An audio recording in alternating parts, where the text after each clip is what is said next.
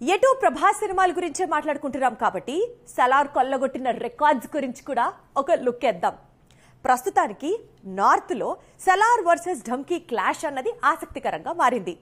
అసలు north belt అంతా king Khan ఆధిపత్యం ఉంది. అయితే ఇప్పుడు సలార్ రిలీజ్ తర్వాత సలార్ సింహాసనం ఎక్కబోతున్నాడు. అంటే కింగ్ ఖాన్ పై సలార్ ఆధిపత్యం కొనసాగుతుందా? డిసెంబర్ 21న మొదలైంది Dunki versus Salaar clash. December complete కావడానికి కొద్ది గంటలే ఉంది. అయినా సరే యుద్ధం మాత్రం ఇంకా పూర్తి కాలేదు.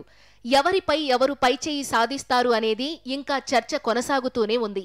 డిసెంబర్ 22న వరల్డ్ వైడ్ గా భారీ ఎత్తున రిలీజ్ అయింది సలార్. అదే సమయంలో నార్త్ సైడ్ డిసెంబర్ 21న షారూఖ్ నటించిన ఢంకీ రిలీజ్ అయింది. అయితే ఉత్తరాది మార్కెట్లో షారూఖ్ ఖాన్ కు ఉన్న క్రేజ్ కారణంగా అధిక శాతం థియేటర్స్ ఉండడం వల్ల సలార్ కు పెద్దగా కలెక్షన్స్ రాలేదు. అయితే సినిమా రిలీజ్ అయిన వారం రోజుల వరకు నార్త్ మార్కెట్లో ఢంకీదే డామినేషన్ కనిపించినప్పటికీ సెకండ్ వీక్ నుంచి మాత్రం సలార్ స్పీడ్ అందుకున్నాడు. ఢంకీ కలెక్షన్స్ తగ్గుముఖం పట్టడంతోనే సలార్ కు కలెక్షన్స్ పెరుగుతున్నాయి.